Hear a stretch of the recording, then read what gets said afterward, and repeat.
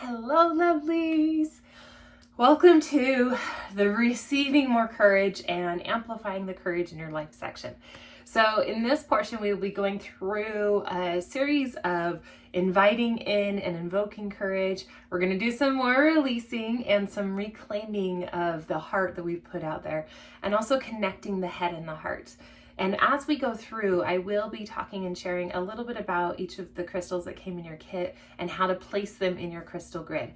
Now, if you have crystals in your kit that you would like to add to this that I don't mention, you're welcome to do so. If you have crystals from previous kits that you would like to include, you can absolutely include those. You're going to start out with basically creating one big circle with a crystal in the center on your crystal grid, but you can absolutely place a square on the outline of other crystals or another ring of other crystals, or even creating duality where you mirror all of the crystals. For example, if you place your citrine on one side, you can place citrine from a previous kit on the opposite side. So have fun with your crystal kit and play with it a little bit. Follow your intuition. There are a lot of different intentions and different types of courage, and our main goal is to have you have a starting point, and then you can find a way to amplify and create deeper intentions that are more personal for your unique calling in and manifesting and creations. So the very first thing we do, you can go ahead and grab your crystals for your kit. The ones we're going to be talking about today are your pointed crystal, the obelisk, your clear quartz we're going to be talking about, your two red tiger's eye crystals, so you'll want to grab those, and your citrine is optional, but I do recommend it. And this came in your tea. So now is a good time to brew yourself up a cup of tea. You would put the citrine in the tea after it's steeped, not while it's steeping, just because it's a little bit better and easier on you.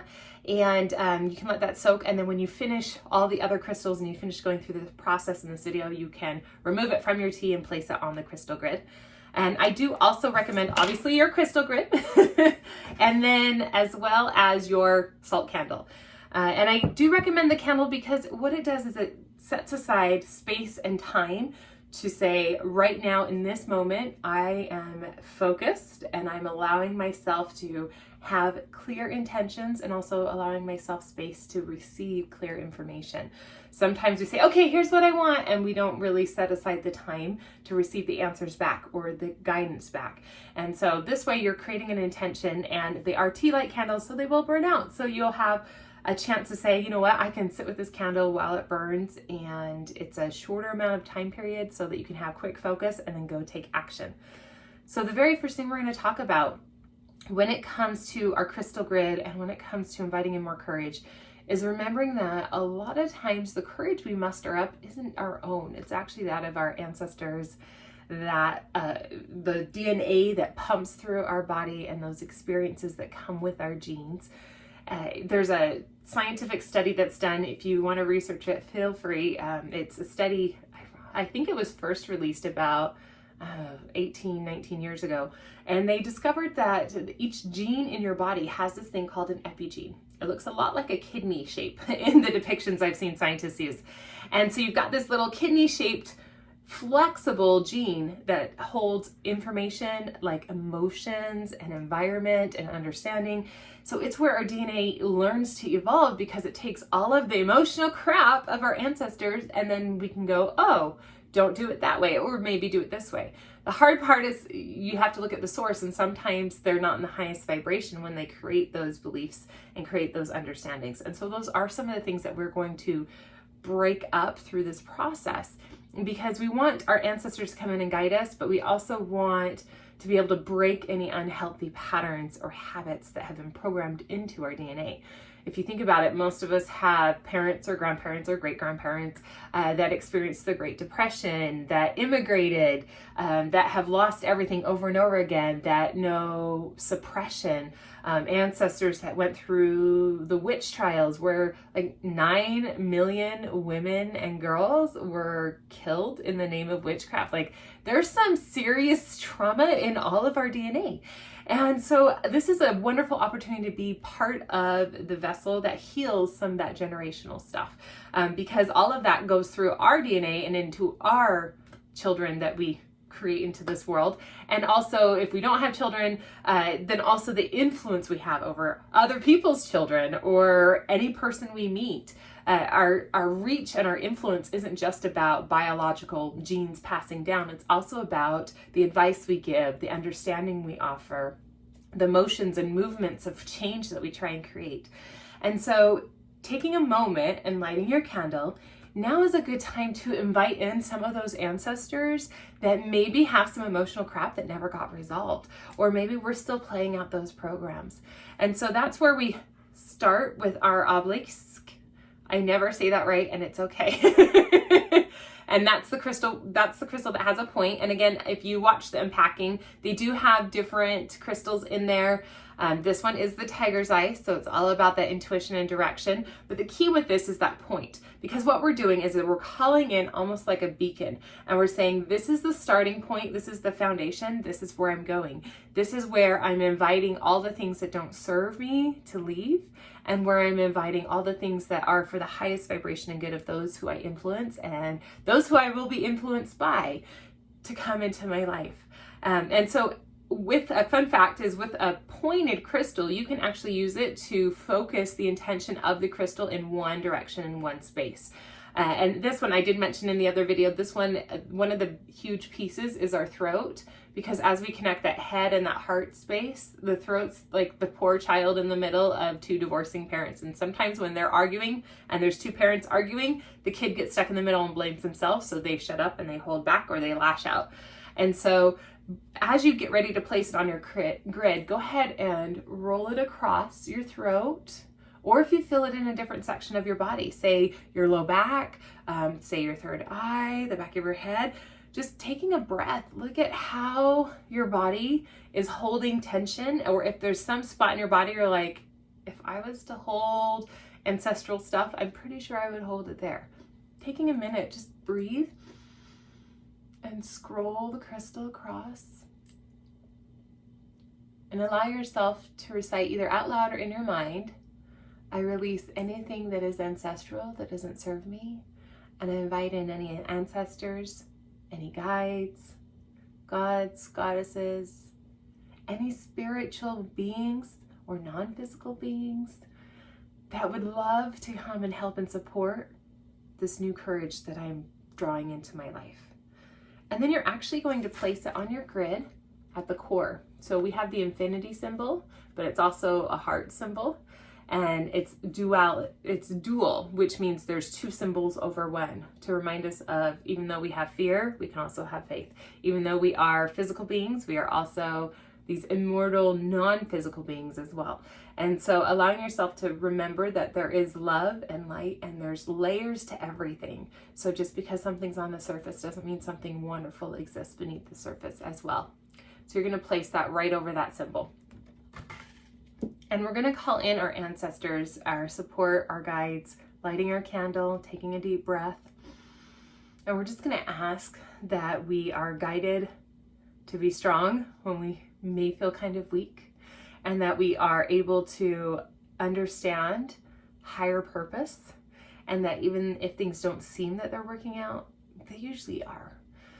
One of my favorite quotes that I have told myself so many times is, don't doubt in moments of darkness a decision you made in the light. Because often we do get scared, and it does get nerve-wracking when you are going that uphill battle and you're having to do the hard things that felt really good before you actually took action towards them. And so this is where we call in all the unseen force, thinking of a time when you probably felt completely alone and probably felt like, you know what, humans suck today and no human is helping me. That's when we tune in and we connect with those non-physical beings, and we just say, can I have some support here? Can I have some guides here? And it's usually in the moments of solitude when we can feel them the most. And a lot of times it's funny because people are like, don't you just get really lonely when you have a lot of solitude time? And I'm like, well, not really, because I can always feel my guides. I always feel my angels around. And so it's when they go away that I feel really very, very alone. And that's usually because I'm in shadow side or struggling with something and I need to find my way back to the light. So then the next thing we're going to look at is going to be the citrine. And the citrine is going to actually be placed on your grid.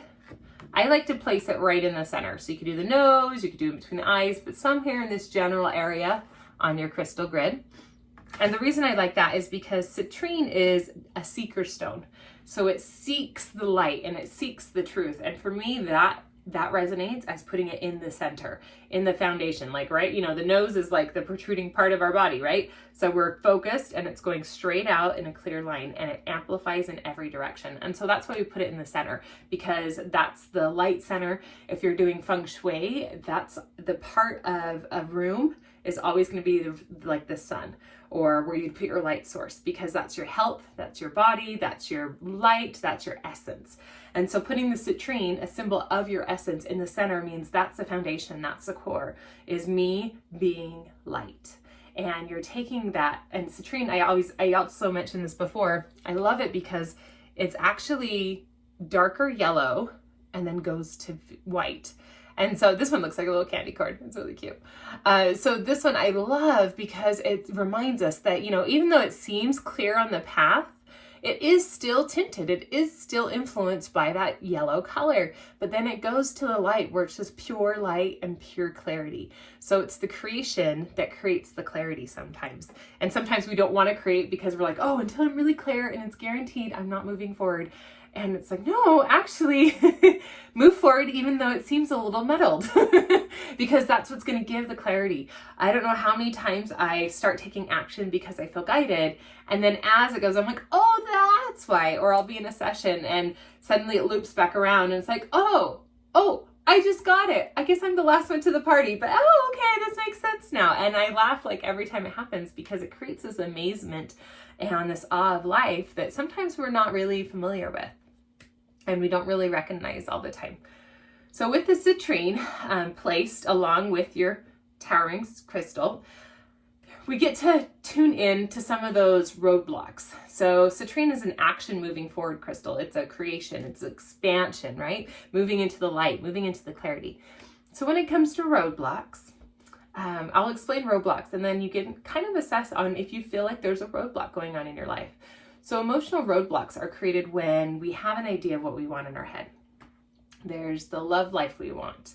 And this is really good if you want to take a moment and do some journaling and pause the video and write these down. It would be very beneficial. It's like we see everything we desire. So the love life we want. Ask yourself, what is the love life I want? What kind of love do I want? Do I want marriage? Do I want to invite in a new partner? Do I want to find my soulmate? Do I want to find my twin flame? Do I want to gain my independence once again and increase that love life with myself? What love relationship do I see in my world? What am I going towards? What about career and success? And it doesn't always have to be about money. Sometimes it's about life path and purpose. What other dreams are lying there? What is going on in the world that, if I could only just get this dream. This is the dream that I couldn't believe having this and I just couldn't die without ever having this dream. What is your little girl dreams that you've been dreaming of and wanting and kind of even maybe forgot that you wanted so bad? What about your home? What do you want your home to feel like, look like, be like? Who do you want in your home? Your family relationships. What are those dreams? What is it that we are desiring? So going through, writing down family. What are my goals or my dreams in my family life? What am I working towards? What am I gaining courage to create? Now, you don't have to work on all the areas at once, but this is just meant to give you an idea of what it is that you've really desired but either have stopped working towards or stopped letting yourself want out of fear that you're not going to get it. And so what are the dreams that are waiting for you? And when I see these with clients, it's like there's a big grassy field and I see a home and I see a family and I either see like kids or grandkids or little ones running around, or some people I see like the cozy fireplace and snuggling up with a really good book. And I see those peaceful moments, those soul-centered moments. Other people I've seen like speaking and influencing. So whatever it is, get a picture of what your desire is. Okay, so just take a second. What is my desire? What is the thing that I'm moving towards? Or what are the things? So there's many different categories. Maybe it's a spiritual journey and I'm moving towards becoming more spiritually connected, being able to receive information directly from my guides with clarity and swiftness and all of the wonderful emotions and spiritual highs that I can get through that experience. What is it that you're desiring and working towards? Maybe take a moment and just reflect on that. Even write it down. I love writing things down because we forget. So a roadblock is when we see what we desire and we start to pursue it.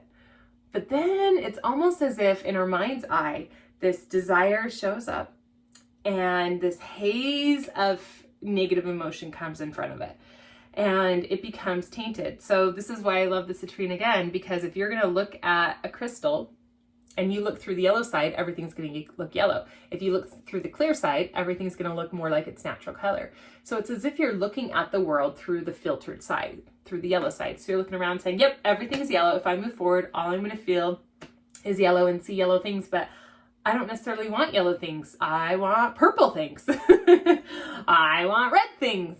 And so we get distorted and we get discouraged because we don't realize that we can still get what we want. Just because we can't see it the way we want it to be doesn't mean it's not coming.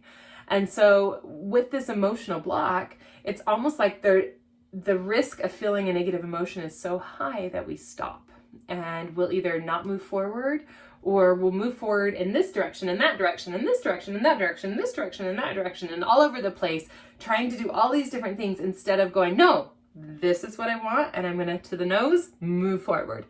And so taking a minute and ask yourself, what is the emotion that I'm most afraid to feel right now?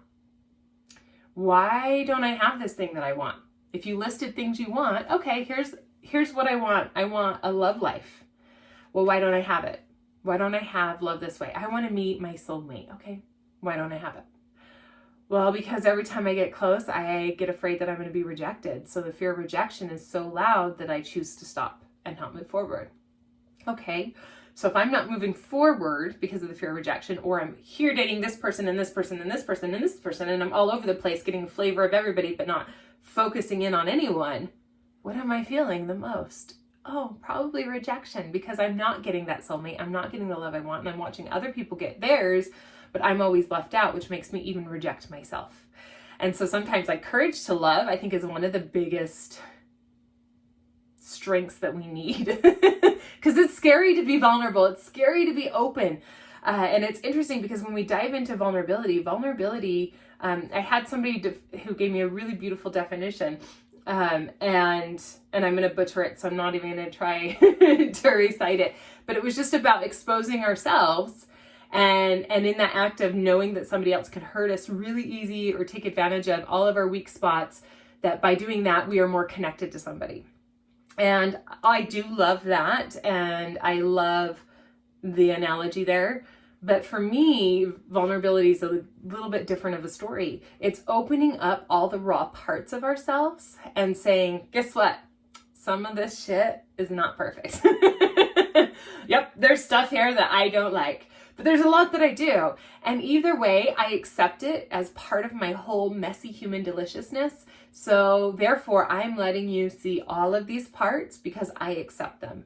And I'm showing you so that you can validate your acceptance of them. And then we're on the same page, because it means that you're able to see all of the person. So you can actually love all of the person when you can see all of the person. Typically what we do is we put up these facades and we put up what we think people want to see. But then while we're showing somebody what we think they want to see, we don't show them all the raw bits of ourselves. So they think they know a version of us. And then later, as the relationship continues and those pieces are made known as not being part of us, they're like, wait a minute, you used to be this way and now you're this way. You changed. It's like, no, I just quit pretending. I just decided to show you my raw self. But now you've already determined in your head that I am something different than what I really am. And so you never really saw me. And sometimes we do that to avoid rejection as well, by not allowing people to see the true us that's in there. So that would be more of a detour. Like, I'm going to do this and this and this and this, and that way I won't feel rejection and I can still move forward and get the relationship I want. But you're not going to find it. You're going to probably end up with buckets of rejection because they're rejecting something that's not you. And they're drawn to you because of the you that you are, not because of the you that you are not. So taking a minute and tune in to what could that emotion be, because either you're detouring or you're stopped. And when we detour and when we stop, it's like we're inviting in lots of this emotion that we're afraid to feel. So instead of feeling just a tiny haze of an emotion on my way to get what I desire, I'm sitting, stewing in it like smog. And it's just sitting there and it's churning and I'm not moving. So we can feel an emotion and not take action, and it just gets louder and louder and louder until some action happens. Or we can feel an emotion as we're moving, and as we move through the emotion versus churning in it. So allow yourself to list out any emotions that you feel like, you know what have I not been moving forward with because I've been afraid that I'm going to feel this emotion that I hate. And it could be a list of them. It could be, when it comes to love, there's a lot. Fear of success is one that comes up a lot. Like, what happens if I do get what I want? And then there's pressure to perform. The imposter syndrome. What if people think that I'm not good enough for what I think I'm good enough? And so going through those things, like, what am I afraid that I'm going to feel? Am I afraid that I'm going to feel guilty? Am I afraid that other people are going to be jealous of me? Or I'll get over there and get everything I want and then realize what I want isn't really what I wanted, and then I'll feel bad that I wasted all that time. Ugh. But it's not a waste of time because you're still moving forward. And so what emotions are you afraid to feel because you have seen in your trajectory, in your imagined trajectory, I should say, that you're going to feel these emotions? What roadblocks are there? What emotions are not leaving because I'm afraid I'm going to feel them? So taking a minute, looking at those, honoring that they exist, listing them out, and then ask yourself, am I feeling this emotion right now? Maybe not in this exact moment, but did I feel it yesterday? Let's see. Am I feeling, I'm afraid that I'm going to feel more rejection by not moving forward. But as I'm all alone every single night, am I feeling rejection? Yeah. If I was moving forward, would I probably feel less? Yeah. If I was attempting to get closer and closer and closer to finding my person, would I feel better about that? Yeah, I probably would. Which means I could probably handle feeling a little tiny bit because it's less than what I'm feeling right now. Right now I'm feeling buckets full, and that's why I don't want to feel anymore. But if I start moving forward, some of the energy starts to move and I step out of this haze and this smog and this heaviness, and I go into a light mist of emotion. And I'd rather a light mist over a heavy fog any day. So hopefully that helps you to see what types of roadblocks are there, or at least have some awareness with that. If you do need extra support in finding your roadblocks, let me know. Okay, so then the next part is understanding how we can reclaim the parts of our heart that we've given out. And I am going to go through a meditation for this piece. And we're going to dive in and find those pieces of our heart that we've loved and given freely and people have taken, but it's almost like they become infused and muddled with other people's. And so we're going to go through and do a meditation on reclaiming that part of the heart that has been given out. We are going to be connecting the head and the heart, and we're also going to be reclaiming parts of our heart that we've given out. And so the reconnection crystal is your clear quartz. So quartz is an amplifier and a generator. So anything we put on our grid, the clear quartz is going to make louder and more clear. And it's a pointed tip for a reason, because that offers direction and clarity. And you can also hold it to specific spots in your body as you go through the meditation. So as we do this, if you feel like you need to hold the crystal, go ahead and do that. So this one is the connector between the head and the heart. And I do recommend running it along your head and your heart and connecting those pieces along the meditation. And then once you finish, you're actually going to put it, you can either choose to put it right here on the head of your lioness, kind of like the third eye. So that's the number one place I recommend. But then some people also choose to put it pointing the other direction on the heart. So your point would be right here, and then you'd have it right next to it. And I will show pictures of that. So if you have one crystal here, you have another one down here at the bottom. And that's if you're stuck more in your head and you have a harder time getting in your heart, or if you are always filling with your heart and not really having the clarity with your head, you'll put it up top. Okay, So, but up top is my number one recommendation if you don't know, but do feel free to place it where it feels good. If you need more energy pulled to your heart space, do that. If you need your mind to be a little bit more quiet or clear, or to know what action to take, you're going to put it at the head. Okay. I am going to also go through the red tiger's eye. So that's going to be placed on the right side and on the left side. So right there and right there. So you have two of them. So you're going to put one on each. It doesn't matter which one you choose. I have some people who they've said they like to put the larger one that seems to have the most issues with on the left side or the right side. And so you can put the bigger stone where the bigger issue is, but it's completely up to you. But I invite you to have your crystals out, have your grid out. And as you go through the meditation, you can place them, or you can go through the meditation and then when you come out of it, place them afterwards. But it is designed to help create that intention, create that focus, and put it in placement, and then it can charge and amplify as we go. Okay, so now we're going to dive into the meditation. For this part of the meditation, I do recommend having a surround sound or being in your car. Now, you don't have to do it every single time, but some people like to do this more than once. I do love the extra sound when you can get all the pieces picked up. But if you're not able to, I promise it's okay. It's still going to work and be just as effective. Do remember that you can also tap your chest when I'm drumming as well if you want to feel the vibrations a little bit deeper. I'm going to be using my lion drum, of course, and I will also be using some of my red drums. So I'll switch out instruments as we go.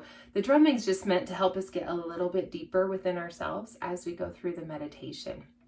So we're going to start out getting nice and comfy, uncrossing your legs and your arms and getting nice and relaxed. You're going to close your eyes and you're going to take a nice deep breath in and out. And as you breathe, envisioning that air pulling all the way up to the top of your crown and then out as it rolls out your mouth. I do recommend breathing out with your mouth nice and wide open in order to offer release.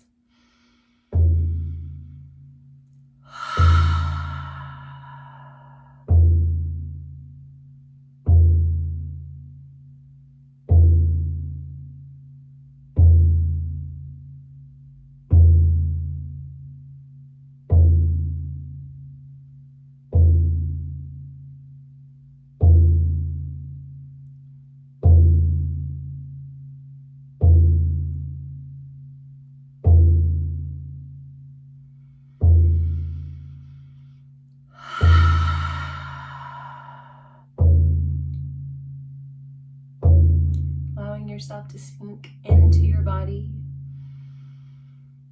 into that heart space.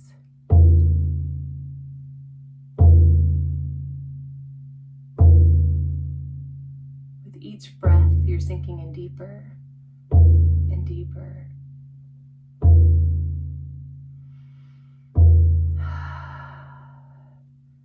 Now noticing any tightness in your chest. Within your body, take your breath and sink deep.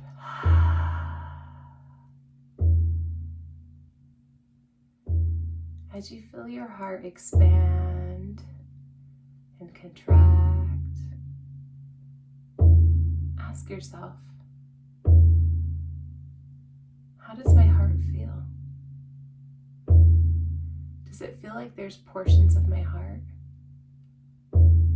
that lay worn, cracked, shattered, or any pieces that may be missing? Sometimes when we love someone, or love an endeavor, or an idea, or a dream, it's like these little energies of our heart expand out. As if they're little feathered rays. They go out to whatever we're intending and manifesting.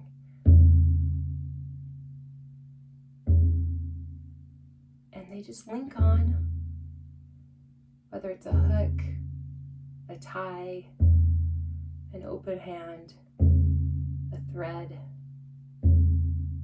they attach. And then we pull ourselves to that dream, to that person, and simultaneously pull them to us. So we're always calling in, and we're always calling out for that desire we have.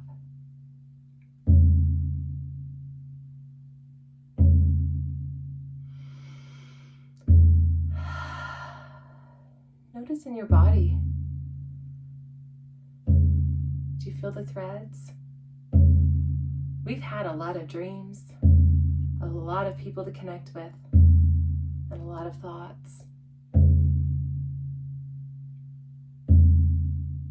We haven't always received them because sometimes we decide they don't serve our highest good and we want something else. We want something different. We want something higher, something more fun, something more pleasurable. What strings are out there? Each time you notice a string, if you don't like what it's attached to, it's okay to watch it snap. Zing! What sound does it make? Maybe you burn them.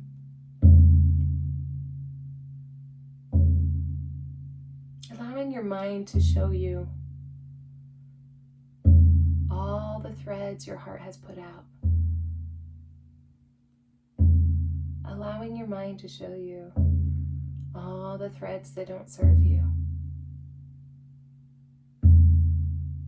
Are there pieces of your heart that you've given out? Whole chunks you've slid on that string? Maybe there's a loved one from the past that have a chunk of your heart attached to theirs. They have too much, and you were left with too little. Reach out and take that back. Allowing yourself to see it cleanse from the light as it travels back. And with your breath, watch it come back to your heart.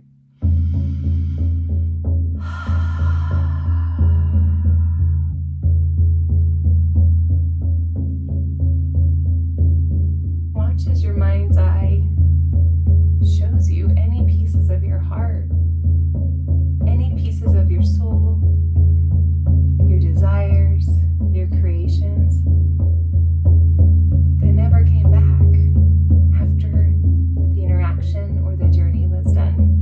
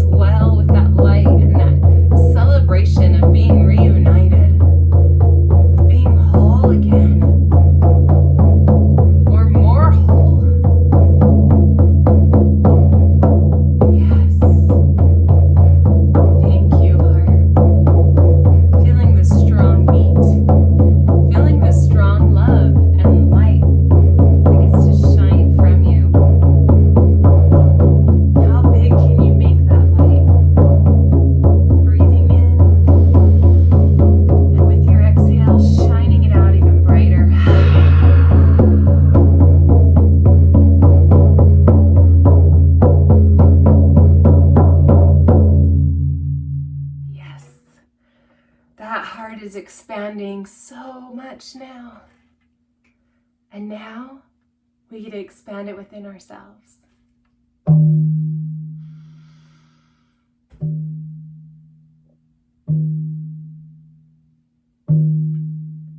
Feeling that beat of your heart, watching it rise up your chest, up your sternum and your throat, dragging that clear quartz, if you desire, from the heart space up the neck, the chin, the lips, the nose, up your forehead, over your third eye, to the top of your crown. Allowing the reminder of the crown and your divine royalty. You think with the heart, you act with the heart. It is through the connection of the mind and the heart that you are the strongest, the clearest, and the wisest. Dragging your mind's eye and your crystal back down over your crown, over your forehead, over your nose, your lips, your chin, pulling the wisdom and the focus and the insights down your throat so that it may always speak from wisdom from the heart, down your sternum, and hold it at your heart space. Feeling the wisdom flow into that heart and radiate out even stronger.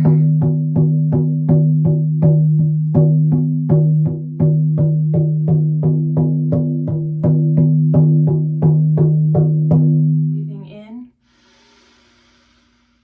Now we're going to pull that energy of that heart space back up one more time. Pulling it up your throat, up your lips, up your nose, along your forehead and your third eye. Feeling that heart flow into the intellect of the mind. We are a team. We are one. We can gauge all wisdom by how it causes the heart to react. We want expansion.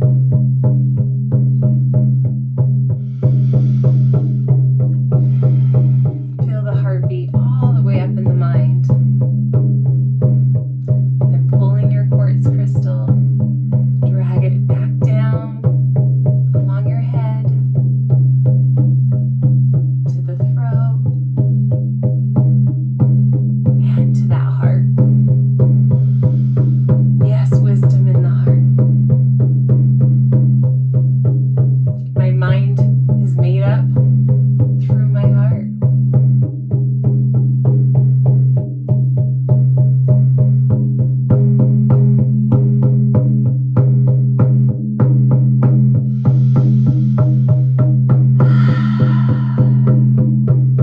Now drag that crystal one more time along your chest, connecting that heart up to the head.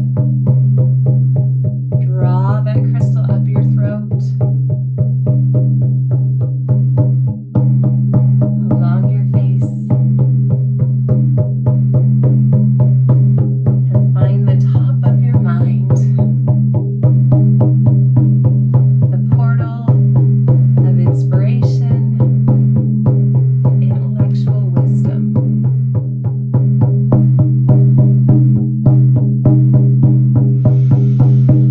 Breathe in the love that you get to see everywhere you go.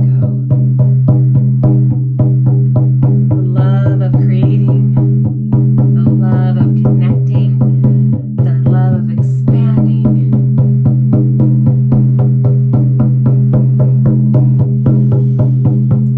Let it rest there. Let it celebrate there. And drag that intellection, all of that wisdom back down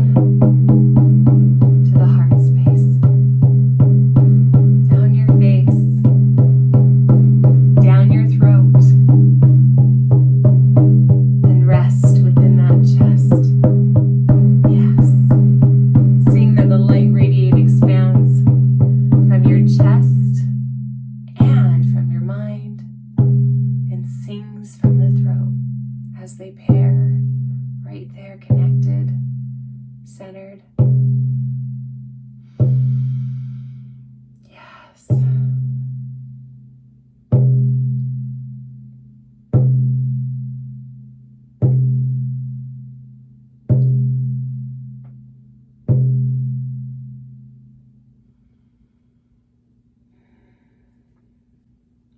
So the last part of our grid and creating that inspiration and that courage and that light are going to be utilizing your red tiger's eye. So the red tiger's eye is powerful just by being tiger's eye itself, because that creates a core centered intuition and creation space. But red also has to do with action, moving forward, creating passions. So we're going to start out with one on your left side. So I might be flipped in here, but you're going to start with your left. The left side of us is what holds our feminine qualities, what holds in the receiving. It's also what holds in the past. So as you get ready to place it on your grid, you're going to place it on the left side of your line. And you're going to place it with the intention of either healing something from the past or using something from the past to move forward and be able to receive. So questions you could ask yourself or intentions you can set are, what is it in my past that I am claiming courage to overcome? What is it of my past that I am claiming courage to understand? What is it in my past that I'm claiming the courage to rise and teach? What is it that I've learned by crawling on the path, how to easily teach others to walk through? What is it in my past that would be a gift to the world? Another series of questions. What is it that I am allowing myself to receive? The feminine is all about receiving. And it's about when it's time to receive, we receive and then we give, and we receive and then we give. It's a circle. And the feminine doesn't take action until everything within her compels her to action. Just like if you think of birth itself, our mothers hold us in her womb, and she thinks about brewing this baby and intentions she'll create, and she may be taking actions and nesting and things like that, but ultimately her body is automatically creating that life, creating that work. But for the most part, from the naked eye, it looks like she's doing nothing but like eating bonbons and taking lots of naps, which I'm sure we can all relate to wanting to be able to do sometimes. And so in this, within the womb, the pregnant woman, she actually doesn't appear to be doing anything. But when it's time for action and focus action, like labor and pushing that baby out, it's time. Action comes now. And so it's not about forcing action when it's not time. So it's about inviting that patience. Maybe your intention gets to be patience itself. What is it that I will be courageous enough to allow the patience of understanding, the patience of waiting for it to mature to the time of focused action? So what is it on that left side that I get to call in for my crystal grid? Next, we're going to look at the masculine. So our masculine side is going to be our right side. And so this crystal will be placed on the right side. I know, really complicated.